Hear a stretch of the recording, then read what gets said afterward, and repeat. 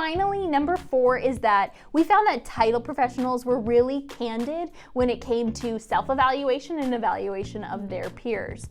So we asked whether or not they thought they were doing a sufficient job at due diligence and whether or not they thought their peers were doing a sufficient job. And it was really surprising that I thought 25% of title professionals admitted that they thought that they could personally be doing a better job. On the flip side, there were a lot of people who thought that their peers were not doing a great job or that they could be doing better. Yeah, I mean, I did think it was interesting that almost 50% said that they thought their peers could be doing better. And the reality is when you first see that and it's like, well, everyone thinks that they're doing a pretty sufficient job in their own role, yet they think that other people can do better. But when we saw the statistics of how many files people have had to clean up after other agents that have touched it, it was like 94%. And you're like, well, you know, I'm not surprised that they're thinking others could potentially be doing better. Sometimes I'm sure it could be that the best practices aren't being followed, but most of the time, I'm sure that it's just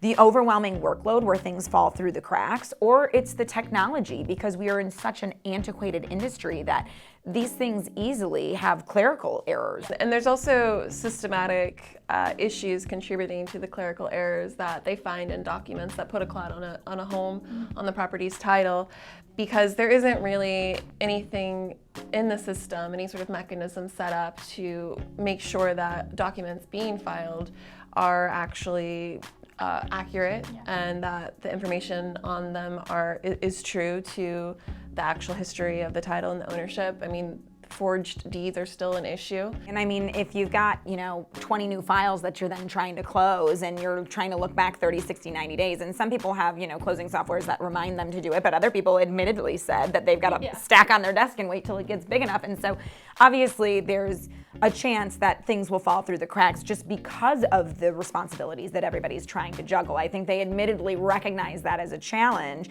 and that's why I'm not surprised 25% said that maybe they could be doing better. Those were the top 4 surprising things that we learned from our State of the Industry report. So we really wanted to thank everyone for participating, the 400 people who actually took the time to take the survey. It was really awesome. Thank you.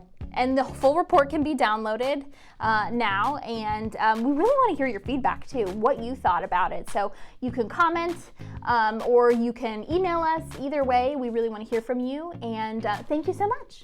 Thank you. Thanks.